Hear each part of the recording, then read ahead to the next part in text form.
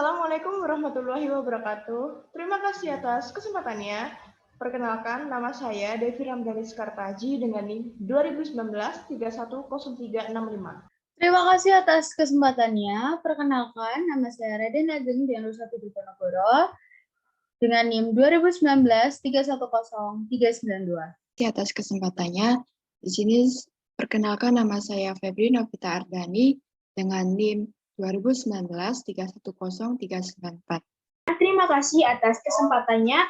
Perkenalkan, nama saya Sandra Eka Aprilia dengan NIM 2019-310402. Terima kasih atas kesempatannya. Saya Nurjihan Ramadan Tibahajai dengan NIM 2019-310470. Baik, di sini saya akan menjelaskan mengenai Financial and Management Accounting, yaitu sistem akuntansi dengan berbagai subunit yang menjadi bagian penting dari solusi SAP. Integrasi dari berbagai aspek akuntansi dengan satu sama lain menggunakan aplikasi logistik dan sumber daya manusia menjadi alat manajemen untuk semua departemen usaha. SAP ini menawarkan perangkat lunak fleksibel yang dapat digunakan di berbagai negara. Sistem memenuhi kebutuhan negara-negara industri utama dunia dengan pendekatan multibahasa, penanganan fleksibel mata uang, dan negara spesifik fungsi pajak, serta pelaporan dan pembayaran transaksi. Kemudian saya akan menjelaskan mengenai komponen sistem akuntansi SAP yang terdiri dari yang pertama adalah Financial Accounting. Financial Accounting atau disebut dengan akuntansi keuangan adalah cabang akuntansi yang melacak transaksi keuangan perusahaan. Laporan keuangan tersebut nantinya akan ditunjukkan kepada orang-orang di luar perusahaan. Dengan penerima utama adalah pemilik atau pemegang saham serta pemberi pinjaman tertentu. Yang kedua adalah Corporate Finance Management, yaitu pihak yang mengatur keuangan perusahaan. Yang ketiga adalah Profitability and Sales Accounting, yaitu konsep luas dari akuntansi modern, ditunjukkan untuk secara bersamaan melayani akuntansi kinerja dan keputusan. Tujuan akuntansi ini tanpa mengganggu akuntansi keuangan tradisional. Dapat dihitung dengan menggunakan akuntansi yang terintegrasi penuh. Sistem yang menempatkan setidaknya banyak penekanan pada manajerial control oleh orang dalam seperti penanggung jawab keuangan kepada orang. Kemudian ada product cost controlling, yaitu penetapan biaya produksi atau disebut dengan pengendalian biaya produksi, yaitu pengendalian terhadap proses produksi agar pelaksanaan kinerja atau kerja sesuai dengan yang telah ditetapkan dan mengadakan tindakan perbaikan terhadap kegiatan produksi. Yang kelima ada overhead cost controlling, adalah yang membantu perusahaan dalam merencanakan, mengalokasikan, mengendalikan, dan memantau biaya overhead di perusahaan. Perusahaan dapat menetapkan biaya overhead. Yang keenam ada investment management, yaitu atau disebut dengan manajemen investasi sebagai layanan akuntansi keuangan yang memberikan konsultasi berupa strategi investasi pada seseorang, seperti cara membeli dan menjual investasi serta mengelolanya dengan baik dan benar. Yang terakhir adalah project management. Project management adalah sebuah proses atau metode sebuah perusahaan dalam menjalankan berbagai macam proyek dan acara. Di dalam project management tersebut terdapat proses yang dimulai dari inisiasi, perencanaan, pelaksanaan, pengawasan, sampai penutupan. Perbedaan project management dengan manajemen pada umumnya terletak pada rentang waktu yang dijalankan. Saya akan menjelaskan tentang tujuan dari financial accounting. Tujuan umum yang pertama memberikan informasi keuangan yang bisa dipercaya tentang aktiva dan pasiva perusahaan.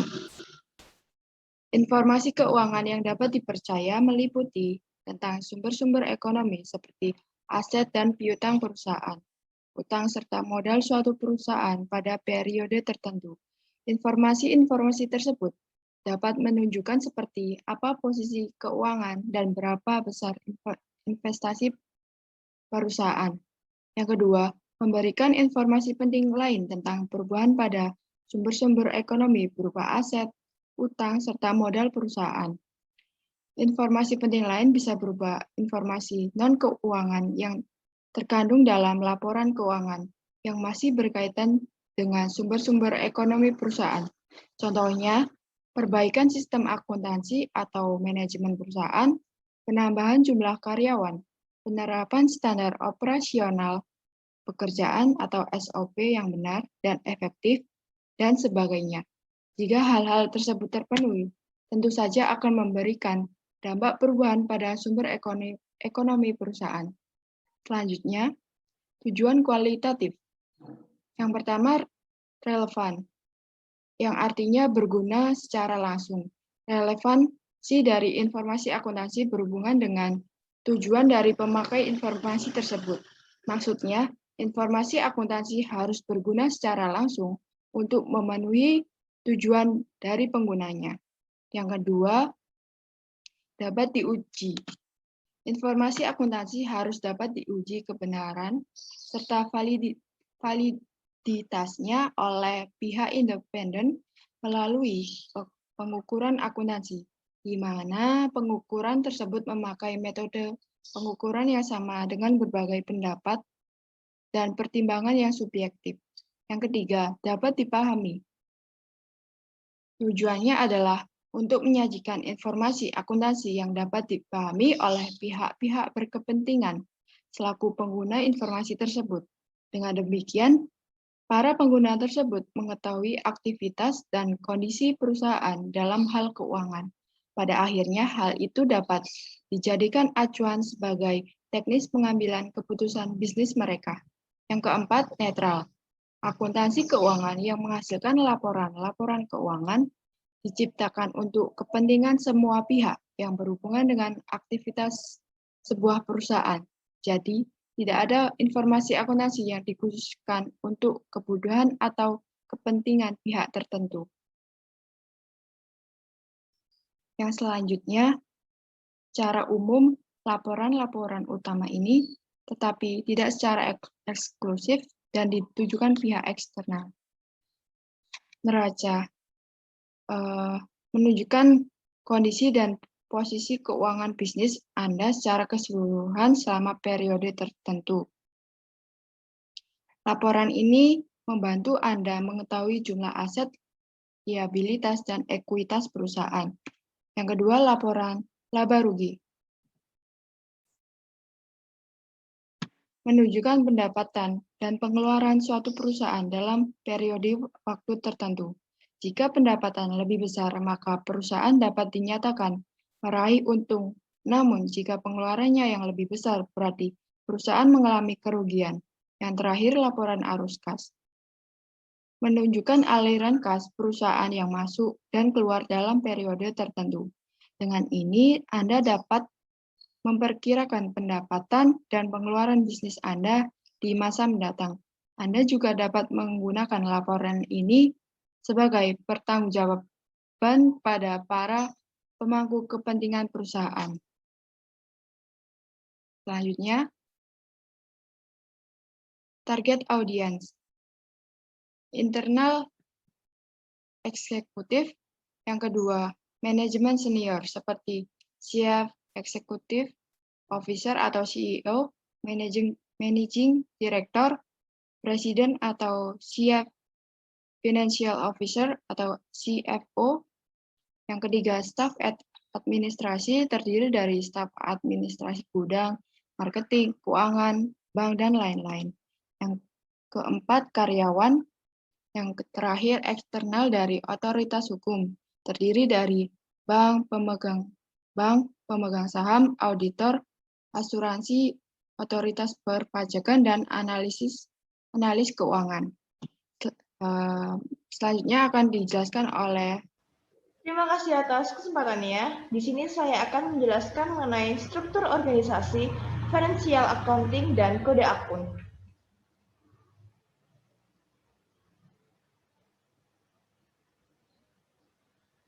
Oke, yang pertama struktur organisasi financial accounting. Yang pertama mewakili pandangan hukum atau organisasi perusahaan. Kedua, membentuk kerangka kerja yang mendukung kegiatan bisnis dengan cara yang diinginkan oleh manajemen. Yang ketiga, izin koleksi akurat dan terorganisir informasi bisnis. Yang keempat, mendukung pengembangan dan presentasi informasi yang relevan untuk mengaktifkan dan mendukung keputusan bisnis. Yang kelima, klien lingkungan independen dan dalam sistem. Yang keenam, kode perusahaan mewakili suatu unit independen suatu hukum. Terdiri dari set seimbang buku-buku seperti yang disyaratkan oleh hukum disiapkan di tingkat ini. Yang kedua, klien dapat memiliki lebih dari satu kode perusahaan seperti Amerika Serikat, Jerman, Inggris, dan Australia. Next. Nah, selanjutnya untuk kode akun. Yang pertama ada skema klasifikasi. Untuk skema klasifikasi terdiri dari sekelompok general ledger atau GL akun. Terus yang kedua, kerangka kerja. Menyediakan kerangka kerja untuk rekaman nilai-nilai untuk memastikan render tertib data akuntansi. Yang tiga ada GL account, digunakan oleh satu atau lebih dari digunakan oleh satu atau lebih perusahaan kode. Baik, saya akan menjelaskan daerah kontrol kredit. Daerah kontrol kredit merupakan elemen organisasi yang paling penting di dalam aplikasi controlling. Controlling area digunakan untuk internal accounting atau akuntansi di dalam perusahaan. Sebuah controlling area mengidentifikasi suatu organisasi yang hibah dan memonitor batas kredit untuk pelanggan. Hal ini dapat mencakup satu atau lebih perusahaan kode. Selanjutnya untuk menjelaskan kawasan bisnis. Business area atau kawasan bisnis merupakan bagian bisnis atau cabang di mana sebuah kelompok perusahaan beroperasi.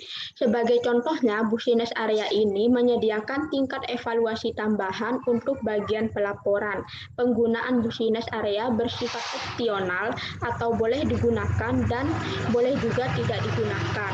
Untuk unit organisasi yang mewakili terpisah operasi atau tanggung jawab dalam organisasi dan untuk perubahan nilai yang tercatat dalam akuntansi keuangan dapat dialokasikan. Selanjutnya ada laporan keuangan dapat dibuat untuk area bisnis dan pernyataan-pernyataan ini dapat digunakan untuk berbagai keperluan pelaporan internal. Baik, selanjutnya saya akan menjelaskan struktur untuk akuntansi keuangan. Di sini ada kliennya itu adalah Global Bank, kemudian kode perusahaannya ada perusahaan Global Bank INC dan Global Bank Jerman. Kedua perusahaan itu masuk ke dalam Global Bank bagan akun. Bagan akun ini adalah sebuah daftar dari akun-akun perusahaan yang digunakan untuk mengidentifikasi ataupun memperlancar proses pencatatan transaksi, baik itu pemasukan maupun pengeluaran. Nantinya seluruh pencatatan transaksi tersebut akan direkap ke dalam jurnal umum.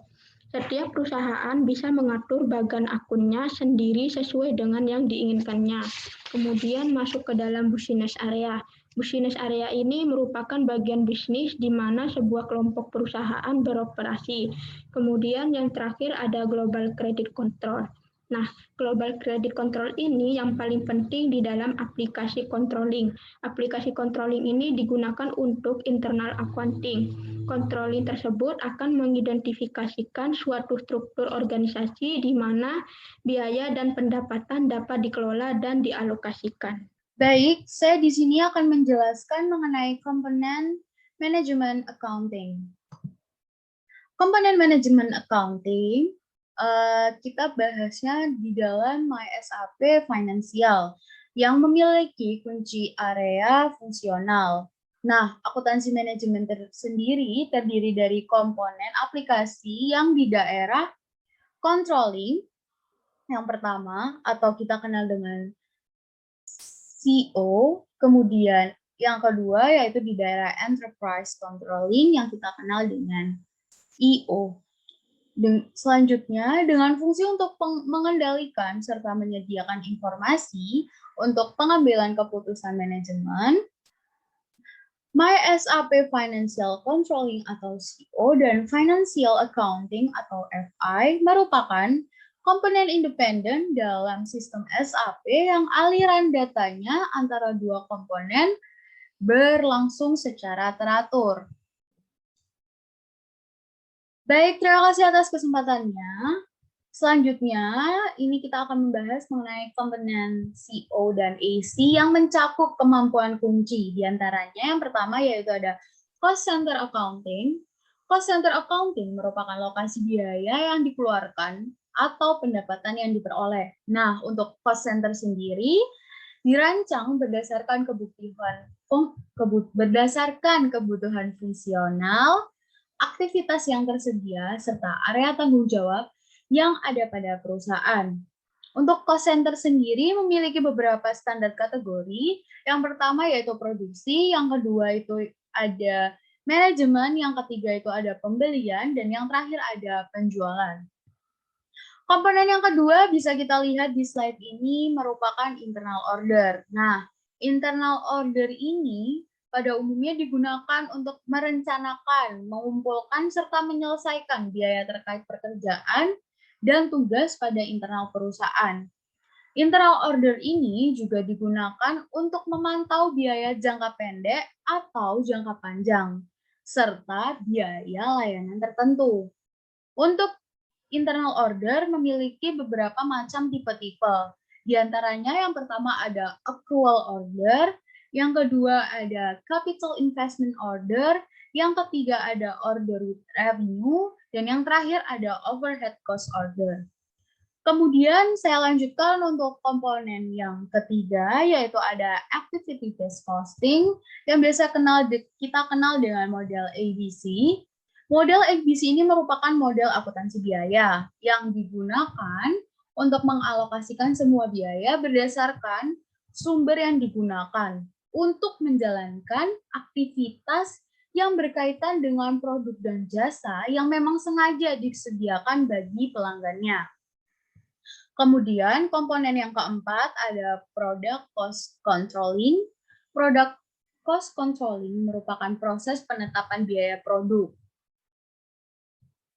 Selanjutnya ada profitability analysis yang merupakan analisis kemampuan menghasilkan laba dapat diterapkan pada jenis produknya. Nah, analisis ini ditujukan untuk mendeteksi penyebab timbulnya laba atau rugi yang dihasilkan oleh setiap produknya dalam periode akuntansi tertentu.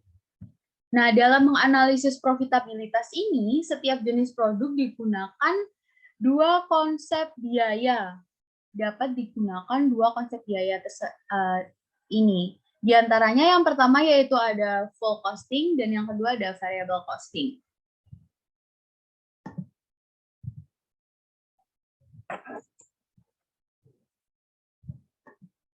Selanjutnya di sini ada area pengendali perusahaan. Yang pertama kita lihat ada overhead cost controlling. Overhead cost controlling ini merupakan bagian dari MySAP yang membantu perusahaan dalam merencanakan, mengalokasikan, mengendalikan, serta memantau overhead di perusahaan. Dan jadi kita overhead cost controlling ini juga bisa membantu perusahaan dalam menetapkan biaya overhead-nya. Kemudian yang kedua bisa kita lihat di slide ini yaitu ada cost center accounting. Cost center accounting merupakan lokasi biaya yang dikeluarkan atau pendapatan yang diperoleh. Masih sama penjelasannya dengan slide yang sebelumnya. Kemudian yang ketiga, di situ ada internal order. Nah, internal order kurang lebihnya masih sama, dia digunakan untuk merencanakan, mengumpulkan, serta menyelesaikan biaya terkait pekerjaan dan tugas pada internal perusahaan. Kemudian yang keempat ada activity based costing atau ABC, yang merupakan model akuntansi biaya yang digunakan untuk mengalokasi semua biaya berdasarkan sumber yang digunakan untuk menjalankan aktivitas yang berkaitan dengan produk dan jasa yang sengaja disediakan bagi para pelanggannya. Kemudian yang terakhir yaitu ada product cost controlling. Product cost controlling ini merupakan proses penetapan biaya produk yang kurang lebihnya itu area ini tuh sangat kompleks dari sistem, dan untuk menentukannya itu memang harus ada kesabaran dan melakukan pencarian ulang agar bisa menemukan hal-hal yang mempengaruhi untuk memproduksi sesuatu itu tadi. Kemudian dengan product cost controlling ini juga memiliki fokus pada production, execution, kemudian selanjutnya ada warehousing, selanjutnya ada sales, kemudian distribution, purchasing, payroll, and yang terakhir ada maintenance.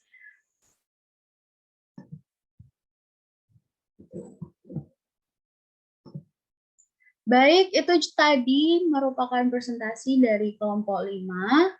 Saya selaku perwakilan kelompok 5, kurang lebihnya mohon maaf apabila ada salah kata dan salah pengucapan. Presentasi saya akhiri. Terima kasih banyak. Wassalamualaikum warahmatullahi wabarakatuh.